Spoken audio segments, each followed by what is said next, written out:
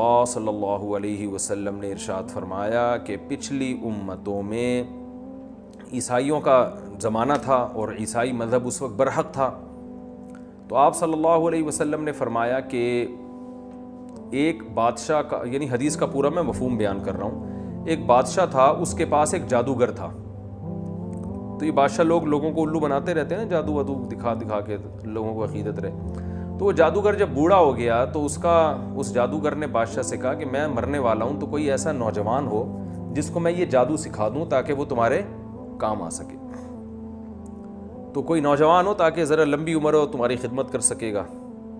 تو ایک خاندان تھا، انہوں نے اپنا بیٹا دے دیا کہ بھئی اچھا ہے، یہ جادو سیکھے اور بادشاہ کے پاس رہے گا۔ تو وہ نوجوان جب جادوگر کے پاس جادو سیکھنے کے لیے آتا تھا تو راستے میں ایک راہب کا گھر تھا۔ راہب جو عیسائی مذہب پر ہوا کرتے تھے اور اللہ اللہ کیا کرتے تھے، عبادت کیا کرتے تھے۔ راہب درمیان میں پڑتا، تو یہ نوجوان اس راہب کے پاس جاتا، درمیان میں راہب کے پاس جاتا، راہب اس کو دین کی باتیں بتاتا، توحید کی دعوت دیتا اور بتاتا کہ جادو اچھا کام نہیں ہے، مذہب کی تو یہی دعوت ہے نا۔ اور جب یہ جادوگر کے پاس جاتا تو جادوگر اس کو وہی فلیتے پلیتے اور سنگ دل محبوب، آپ کے قدیے ٹوپی ڈرامے تو جادوگر لے کے چل رہے ہوتے ہیں، اور یہ لے کر آؤ اور مردہ، یہ میں اپنی طرف سے تشریح کر رہا ہوں، حدیث میں اتنی تشریح نہیں ہے، لیکن یہی کرتا ہوگا نا۔ حدیث میں تو بس اتنا ہے کہ جادوگر کے پاس آتا تو راہب کے پاس سے ہوتا ہوا جاتا، اور جاتے ہوئے بھی راہب کے پاس سے، یعنی گھر سے آتے ہوئے بھی راہب کے پاس سے اور واپسی پہ بھی راہب کے، تو راہب کی باتیں زیادہ اس پر اثر کرنے لگیں۔ لیکن وہ جادوگر اس کو یہی فلیتے پلیتے گندی باتیں جو جادوگروں میں ہوتی ہیں اور ہوائی باتیں، تو یہ جو نوجوان تھا نا، اس کو راہب کی باتیں اٹریکٹ کرنے لگی کہ یار اس کی تعلیمات پاکیزہ ہیں، صاف ستھری، خود بھی صاف ستھرا رہتے ہیں، جو مذہبی لوگ ہوتے ہیں نہانا دھونا، جادوگر تو گندے اس میں رہتے ہیں ہر وقت گند میں۔ تو یہ کیا ہوا، یہ مسلمان ہو گیا، یعنی اس وقت عیسائی مذہب اس نے قبول کر لیا جو برحق مذہب تھا۔ راہب کے ہاتھ پہ یہ کیا ہو گیا، مسلمان۔ راہب نے اسے کہا کہ دیکھو، جب اگر تم بادشاہ کو پتہ چل جائے نا کہ تم مسلمان ہو گئے ہو تو میرا نہیں بتانا کہ میرے ہاتھ پہ، ورنہ بادشاہ مجھے قتل کر دے گا۔ اس نے کہا ٹھیک ہے، نہیں بتاؤں گا۔ تو یہ نوجوان کو اب اللہ نے چونکہ اس سے دین کا کام لینا تھا بہت زیادہ، اور اس کی بڑی قربانی تھی، جادو میں تو کروڑوں روپے پیسہ ہے، یہاں پر پیسہ بھی نہیں، تو اب اس کی قربانی کی وجہ سے اللہ نے کیا کیا، اس کے ہاتھ پہ کرامتیں ظاہر کرنا شروع کر دیں تاکہ لوگ اس کی طرف مائل ہوں اور یہ بتائے کہ یہ جادو نہیں ہے بلکہ یہ کون کر رہا ہے، اللہ کر رہا ہے۔ تو بعض دفعہ اللہ کسی سے کام لے لیتے ہیں بڑا۔ تو اب کیا ہوا کہ جناب یہ مادرزاد نابینا کے آنکھوں پہ ہاتھ رکھتا، اس کی بینائی لوٹ آتی، یہ کوڑ کے مریض پہ ہاتھ رکھتا، وہ اس کو شفا مل جاتی، ایسے عجیب عجیب کام اس کے ہاتھ پہ ظاہر ہونا شروع ہو گئے۔ تو بادشاہ نے کہا بھئی یہ تو بڑا جادوگر بن گیا ہے، اور یہ بڈھے نے تو اس کو بڑا ٹائٹ سے، بڈھے سے بھی آگے نکل گیا یہ تو جو جادو سکھا رہا تھا۔ بادشاہ بڑا خوش ہوا، تو بادشاہ نے اس کو بلایا کہ ہمیں تمہارے بارے میں خبر پہنچی ہے، تم تو بھئی یوں بھی کر رہے ہو، یہ بھی کر رہے ہو، یہ بھی کر رہے ہو، تم تو بڑے ماشاءاللہ فنٹر، ماشاءاللہ تو نہیں کہا ہوگا، یعنی فنٹر بن گئے۔ تو اس کو اب موقع مل گیا، اس نے کہا بھئی بات یہ ہے کہ یہ سب کچھ اللہ کر رہا ہے، میں نہیں کر، صرف ہاتھ میرا ہے، کرنے والا کون ہے، اللہ۔ بادشاہ تو کافر تھا، وہ تو اللہ کو مانتا نہیں تھا، اس کو یہ خطرہ ہوا کہ یہ تو لوگوں کو اللہ کی طرف دعوت دے رہے ہیں، تو لوگ تو اللہ کی قدرت پہ یقین کریں گے، میری دکان کیا ہو جائے گی، بند۔ تو بادشاہ اب اس کو قتل نہیں کرنا چاہتا تھا، کیونکہ بادشاہ کہہ رہا تھا یہ بڑا قیمتی آدمی ہے، اس کے ہاتھ پہ ایسی ایسی چیزیں ظاہر ہو رہی ہیں، اگر یہ میرا بن جائے تو میرے لیے بہت مفید ہو سکتا ہے۔ تو بادشاہ یہ چاہ رہا تھا کہ اس کو ڈرا ڈرا کے قتل، یعنی ڈرائے، قتل کی دھمکیاں دے تاکہ یہ قتل نہ ہو اور یہ موت کے خوف سے جو ہے نا ایمان چھوڑ دے۔ خیر اس کو پہلے تو اتنا مارا گیا، اتنا ٹارچر کیا گیا کہ اس نے راہب کا نام بتا دیا کہ میں اس کے ہاتھ پہ ہوں۔ ظاہر ہے انسان ایک حد تک مار برداشت کرتا ہے، تو راہب کو لایا گیا اور راہب کا سر قلم کر دیا گیا، وہ بیچارہ شہید ہو گیا۔ کتنا مبارک راہب ہوگا جس کا حدیث میں تذکرہ آ رہا ہے۔ تو اور اس کو کیا کیا گیا کہ اس کو بادشاہ نے کہا کہ لوگوں سے کہا اپنے درباریوں سے کہ اس کو لے کے جاؤ پہاڑ پہ اور نیچے کھائی دکھاؤ، اس کو ڈراؤ، ٹھیک ہے نا، اور اس سے کہو کہ یہ عیسائیت چھوڑ دے، نہیں چھوڑتا تو ہم تمہیں یہاں سے گرا کے ہلاک کر دیں گے۔ تو اس کو لے گئے، اس نے کہا ہلاک کر دو، میں تو عیسائیت نہیں چھوڑنے والا۔ تو اللہ کی قدرت کیا ہوئی ہے کہ وہ پہاڑ پہ ایسا کچھ زلزلہ آیا وہ سارے مر گئے اور یہ بچ گیا, اکیلا واپس آ گیا. تو بادشاہ نے پھر لوگوں کو کہا کہ اس کو سمندر میں لے جاؤ. اچھا, اب یہ خبریں لوگوں میں مشہور ہونا شروع کی, ایک نوجوان ہے بھائی وہ اس طرح کا ہے, کیونکہ اللہ تعالیٰ مشہور کر رہے ہیں نا تاکہ اس سے کام لینا ہے اللہ تعالیٰ نے. تو اس کی خبر کہ بھئی یہ تو آنکھوں پہ ہاتھ لگائے تو بینائی واپس لوٹ آتی ہے. تو یہ سب کو یہی کہتا بھئی میں یہ نہیں کر رہا, یہ اللہ پر ایمان لے کر آؤ, یہ میں نہیں کر رہا, یہ اللہ کر رہا ہے, تو اللہ کی قدرت پر ایمان لے کر آؤ. تو اب اس کے یہ واقعہ بھی مشہور ہونے شروع ہو گئے, بھئی پہاڑ سے گرایا نہیں مر رہا. تو اس کو سمندر میں لے کر گئے, بیچ سمندر میں بادشاہ نے کہا اس کو غرق کر دینا اگر یہ ایمان نہ لے کر آئے. تو ڈرایا نہیں, یعنی ایمان نہ چھوڑے, اگر یہ ڈرایا وہی اثر نہیں ہوا اس کے اوپر. تو وہ کشتی الٹ گئی, سارے مر گئے, اس کو اللہ نے بچا لیا, یہ پھر واپس لوٹ آیا. کشتی الٹ گئی یا کیا ہوا مجھے پوری تفصیل جتنی حدیث میں ملتی ہے بس یہ کہ وہ غرق ہو گئی, یہ بچ گیا. تو جب یہ واپس آیا تو جب بادشاہ نے ساری کوششیں کر لیں کہ بھئی یہ اچھا لوگ آہستہ آہستہ مسلمان ہو رہے ہیں, تو اس نے بادشاہ کو کہا کہ اے بادشاہ اگر تو مجھے قتل کرنا چاہتا ہے تو جو طریقہ میں بتاؤں نا اس طریقے سے قتل کر. اب لوگوں میں تو شہرت ہو چکی تھی کہ بادشاہ نے سارے حربے استعمال کر لیے مگر یہ قتل نہیں ہو کے دے رہا. تو اس نے کہا جو طریقہ میں بتاؤں گا اس طریقے سے تو مجھے مارے گا تو میں قتل ہو جاؤں گا. بادشاہ تو چاہ رہا تھا اس سے جان چھڑائی, ہے تو ہمارے لیے مصیبت بن گیا ہے. بادشاہ نے کہا کیا طریقہ؟ اس نے کہا بھائی چوک پہ کھڑا کر کے میرے اوپر تیر مار اور یہ کہے بسم اللہ و ربی ھذا الغلام, بسم اللہ ربی ھذا الغلام, اللہ کے نام سے جو اس لڑکے کا رب ہے. یعنی اس نوجوان نے یہ قربانی دی کہ جب یہ بادشاہ یہ اناؤنس کرے گا نا, یہ لفظ بولے گا تو لوگ کہیں گے بھئی اللہ کا نام لینے سے تو قتل ہو رہا ہے, ویسے قتل نہیں ہو رہا. یعنی بسم اللہ کی برکت بھی سامنے آئے گی اور لوگ اللہ پہ اور یقین کریں گے. تو نوجوان نے یہ قربانی دی. تو جب اس کو اس طرح سے چوک پہ کھڑا کیا گیا اور اس کے تیر مارا گیا نا, تو جب بسم اللہ ربی ھذا الغلام کہا گیا یہ تیر اس کی کن پٹی پہ لگا اور اسی وقت یہ شہید ہو گیا. لیکن اچھا اس نے یہ بھی کہا تھا کہ پورا شہر اکٹھا کر لو, یہ سب کے سامنے ہونا چاہیے اکیلے میں نہیں, کیونکہ یہ چاہ رہا تھا یہ دعوت سب کے پورے شہر کو پہنچ جائے. اور تو جب پورا شہر اکٹھا کر لیا گیا اور اس کے تیر لگائے, یہ جناب گرائے, پورے شہر نے بیک زبان ہو کے کلمہ پڑھنا شروع, سارے مسلمان ہو گئے. جو اس وقت جو عیسائی مذہب برک تھا سب اللہ کی دعوت, اللہ پر ایمان لے آئے اور بادشاہ کے رب ہونے کی, بادشاہ تو اپنے آپ کو رب کہتا تھا, سارے مسلمان ہو گئے. آپ کو پتہ ہے جو حکومتی پٹھو ہوتے ہیں نا وہ کبھی بھی وہ نہیں ہلتے چاہے کچھ بھی ہو جائے. جو بادشاہ کے درباری ہوتے ہیں نا خاص, بہت کم ان میں لوگوں کو ایمان کی توفیق ملتی ہے. تو قرآن کی تاریخ سے بھی پتہ چلتا ہے کہ ظالم بادشاہوں میں بعض دفعہ پوری قوم ان کے خلاف ہو گئی, لیکن ان کے جو درباری ہیں وہ ان کا ساتھ نہیں چھوڑتے.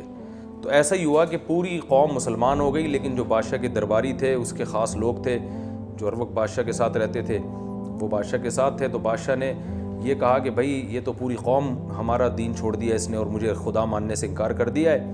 اب ایک ہی حل ہے کہ ان کو زبردستی مجبور کر کے اس دین برحق سے دور کرو. اور اس کا طریقہ یہ ہے کہ شہر میں جگہ جگہ خندقیں کھودی جائیں, ہر گلی میں ہر محلے میں خندقیں کھود کے اس میں لکڑیاں ڈالی جائیں, آگ جلائی جائے اور پھر ایک ایک کو پکڑ کے اس آگ میں جھونکا جائے.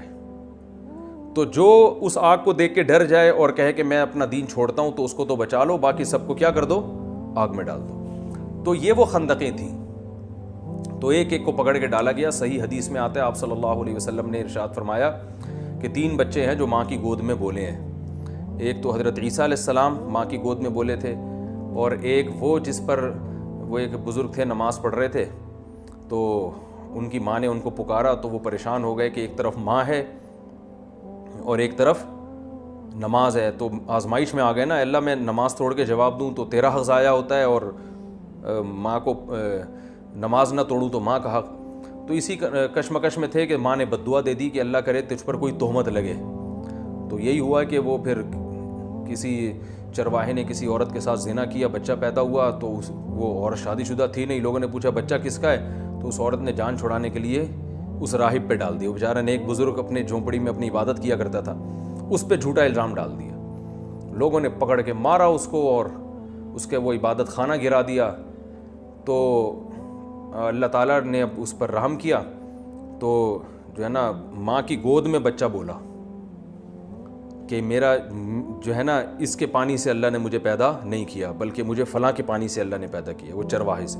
تو یہ کرامت اس راہب کی ظاہر ہوئی. تو اللہ نے اپنے حق کی وجہ سے اس کی عزت کی بھی حفاظت کی، لیکن ماں کی بد دعا بھی لگی اس کو. تبھی امام ابو حنیفہ رحمہ اللہ تعالیٰ اسی حدیث کی بیس پہ کہتے ہیں کہ اگر نماز کی حالت میں ماں پکارے اور اس کو پتہ نہیں ہے کہ آپ نماز پڑھ رہے ہیں تو نماز توڑ دینی چاہیے. تو اب کیا مسئلہ ہوا کہ وہ بچہ بھی ماں کی گود میں بولا. تو خیر جب لوگوں نے کہا یہ تو راہب بڑا نیک آدمی ہے، بچے سے اللہ گواہی دلوا رہے ہیں، تو اس راہب کو دوبارہ پروٹوکول دیا گیا اور اس سے کہا ہم آپ کا عبادت خانہ سونے کا بنا کے دیں گے. اس نے کہا نہیں بھائی، وہ مٹی کا گھروندا ہی بنا دو میرے لیے، جب عبادت ہی کرنی ہے تو سونے کے محل کا کیا کرنا. تو یہ ایک بچہ ماں کی گود میں بولا، ایک عیسیٰ علیہ السلام، اور ایک تیسرا ایک اس واقعے میں. تو نبی صلی اللہ علیہ وسلم نے فرمایا کہ جب سب کو لا لا کے آگ میں ڈالا جا رہا تھا، نہیں وہ اتنا دودھ پیتا بچہ نہیں تھا جو یوسف علیہ السلام کی گواہی جس نے دی تھی نا، واسع خان، تو وہ آپ جتنا کم از کم ہوگا. تو یہ جو تھا حدیث میں آتا ہے کہ ایک عورت کو لایا گیا، اس کی گود میں جو ہے نا دودھ پیتا بچہ تھا. اب اس عورت کو اپنے بچے کا خیال آ رہا تھا یہ بچہ کیسے آگ میں جلے گا نا. وہ بیچاری، باقی لوگ تو گر رہے تھے، ایمان اتنا مضبوط تھا ان لوگوں کا، اس بچے نے قربانی ایسی دی تھی نوجوان نے کہ وہ آگ میں گرنے کے لیے تیار. تو وہ بچہ، ماں جو ہے نا ہچکچا رہی تھی کہ ایک طرف کفر ہے کہ میں اللہ کا انکار کر دوں، اور ایک طرف یہ آگ ہے، اور پھر بچے پہ ترس آ رہا تھا اس کو کہ بچے کو کیسے میں ڈالوں. تو نبی صلی اللہ علیہ وسلم نے ارشاد فرمایا کہ اللہ نے اس بچے کو قوت گویائی عطا فرمائی. تو جب کوئی اللہ کے لیے ایسی قربانیاں دیتا ہے نا تو اللہ کی بھی مدد ہوتی ہے. تو اس بچے نے ماں کی گود میں بولا کہ اے ماں، یہ آگ کا ایندھن نہیں ہے، یہ جنت کا باغ ہے، اس میں کود جا. تو نبی صلی اللہ علیہ وسلم، یعنی یہ دیکھنے میں آگ لگ رہی ہے، حقیقت میں یہ آگ نہیں ہے، یہ باغ ہے، اللہ نے جو ہے نا آزمائش کے لیے اس کو رکھا ہے. تو وہ ماں جو ہے نا اپنے سینے سے لگا کے اس میں کود گئی. تو خیر وہ اس بادشاہ نے، کم بخت نے، ان سب کو قتل کر دیا. تو وہ غالب آ گیا بادشاہ، وہ ہلاک ہو گئے. تو اب چونکہ ظاہری لحاظ سے بادشاہ کو کامیابی مل گئی تھی اور وہ ایمان والے سارے قتل ہو گئے، جو کفر میں تھے وہ تو بادشاہ کے ساتھ ہو گئے، تو اب ظاہری لحاظ سے تو وہ کامیاب ہو گئے نا. تو قرآن میں اللہ نے صدیوں بعد ان کا واقعہ نازل فرمایا، اور اللہ نے فرمایا کہ میں اپنے نبی کو یہ اطلاع دے رہا ہوں کہ دیکھنے میں کامیاب بادشاہ ہوا لیکن حقیقت میں کامیاب نہیں ہوا، اس لیے کہ وہ تو باغات میں چلے گئے. اور جو بادشاہ جس نے خندقیں کھدوائیں تھیں نا، اور اس کے جو فوجی لوگوں کو پکڑ کے خندقوں میں ڈال رہے تھے، وہ اصل میں آگ میں ہیں. تو آگ کے مستحق یہ لوگ ہوئے ہیں، وہ نہیں ہوئے. تو اسی کا اللہ نے اس صورت میں بیان کیا. اب دوبارہ پڑھ لیتا ہوں. اللہ فرماتے ہیں قسم ہے آسمان کی جو ستاروں والا ہے، یعنی راستوں والا ہے، اور قیامت کے دن کی قسم، اور شاہد اور مشہود کی قسم، ہلاک ہو گئے خندقوں والے جنہوں نے خندقیں کھودی. النار، پھر ان کی برائی کو بیان کیا جا رہا ہے. معمولی خندق نہیں تھی بلکہ آگ والے لوگ تھے، جو ایندھن والی آگ تھی جس میں ایندھن ڈال کے اس کو بھڑکایا گیا تھا. اذ ہم علیہا قعود، اور جب وہ وہاں بڑے آرام سے بیٹھے ہوئے منظر دیکھ رہے تھے. وہم علی ما یفعلون بالمؤمنین شہود، اور ایمان والوں کے ساتھ جو ظلم زیادتی کر رہے تھے اس اپنی آنکھوں سے دیکھ بھی رہے تھے، پھر بھی ان کو ترس نہیں آیا. اور یہ انتقام ان سے صرف اس بیس پہ لے رہے تھے. وما نقموا منہم الا ان یؤمنوا باللہ العزیز الحمید، صرف اس بیس پہ انتقام لے رہے تھے کہ یہ ایک رب پہ ایمان لائے ہیں جو زبردست، غالب اور قابل تعریف ہے. اس پر ایمان لانے کی سزا یہ مل رہی ہے کہ ان کو آگ میں ڈالا جا رہا ہے، اور وہ معمولی رب تھوڑی ہے. اس میں اللہ بتا رہے ہیں کہ ہمارے لیے جب کوئی قربانی دے گا تو کیا ہم اس سے غافل ہو جائیں گے؟ الذی لہ ملک السماوات والارض، یہ وہ اللہ ہے جو آسمان اور زمین کا بادشاہ ہے اور ہر چیز پر گواہ بھی ہے. وہ بادشاہ اور اس کے درباری سمجھ رہے تھے کہ اللہ کو نہیں پتا، تو اللہ فرماتے ہیں ہم تو سب کچھ دیکھ رہے تھے.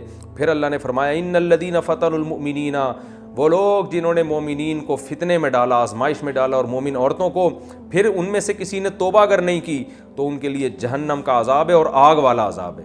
تو یہ سمجھ رہے تھے ہم نے ان کو آگ میں ڈالا ہے، مگر حقیقت میں آگ میں کون جلے گا؟ وہ لوگ جلیں گے جنہوں نے ڈالا تھا. اور فرمایا جن کو آگ میں ڈالا تھا ان کا حال کیا ہے؟ ان الذین آمنوا وعملوا الصالحات، جو ایمان لائے اور نیک اعمال اختیار کیے، لہم جنات تجری من تحتها الانہار، ان کے لیے باغات ہیں جن کے نیچے نہریں بہتی ہیں. تو اسباب کی دنیا میں نظر کیا آ رہا ہے، حقیقت کچھ اور ہے. نظر تو آ رہا ہے کہ یہ آگ میں جل رہے ہیں، حقیقت میں یہ کس میں داخل ہو رہے ہیں؟ جنت کے باغات میں. ذالک الفوز الکبیر، یہ بہت بڑی کامیابی ہے۔ اور اللہ نے فرمایا کہ جو لوگ مومنین پر اس طرح ظلم کر رہے تھے تو یہ باخبر ہو جائیں ان بطش ربک لشدید، تیرے رب کی پکڑ بہت سخت ہے۔ بعض دفعہ ظالموں کو اللہ ڈھیل دیتا ہے، جیسے اس بادشاہ نے قتل کر دیا، سب کو مار دیا، کچھ بھی نہیں ہوا اس بادشاہ کو، تو اس کا یہ مطلب نہیں ہے کہ رب پکڑتا نہیں ہے۔ اللہ فرماتے ہیں تیرے رب کی پکڑ بہت شدید ہے۔ انہ ہوا یبدئ و یعید۔ سوال پیدا ہوتا ہے اللہ تو پکڑتا تو ہے نہیں، ظالم تو گھوم رہے ہیں، تو اللہ نے فرمایا جو اللہ پہلی دفعہ پیدا کرتا ہے وہی دوبارہ بھی پیدا کرے گا، وہ قدرت رکھتا ہے۔ تو ابھی ایک حیات ہے، ابھی ایک اور زندگی آنے والی ہے، مر کے ختم تھوڑی ہوگے، دوبارہ حساب و کتاب کے لیے اللہ کے سامنے کھڑے ہوگے۔ وَهُوَ الْغَفُورُ۔ ہاں اللہ تعالیٰ دھمکی دینے کے ساتھ امیدیں بھی دلاتے ہیں کہ اب تک اگر کسی نے ظلم زیادتی کی ہے، ایمان نہیں لایا، نیک اعمال اختیار نہیں کیے، تو وہ مایوس نہ ہوں، کیونکہ اللہ کی ایک صفت یہ بھی ہے کہ جہاں وہ انتقام لیتا ہے وہاں وہ غفور اور ودود بھی ہے۔ غفور بہت زیادہ مغفرت کرنے والا، الودود بہت زیادہ محبت کرنے والا۔ تو ایمان والوں کو ایسے کیسے چھوڑ سکتا ہے؟ اور آج بھی اگر کوئی ایمان لے آئے، اسلام قبول کر لے، یا کوئی مسلمان ہے اعمال درست نہیں ہے، توبہ کر کے اعمال درست کر لے، تو اللہ فرماتے ہیں وہ محبت بھی کرنے والا ہے، بے پناہ تم سے محبت کرے گا۔ حل اتاک ذو العرش المجید، عرش والا ہے، اللہ کا عرش بہت بڑا ہے جس کی حقیقت ہمیں پوری طرح معلوم نہیں ہے۔ المجید بزرگی والا ہے، فعال لما یرید، جس چیز کا ارادہ کر لے اسے کر گزرتا ہے۔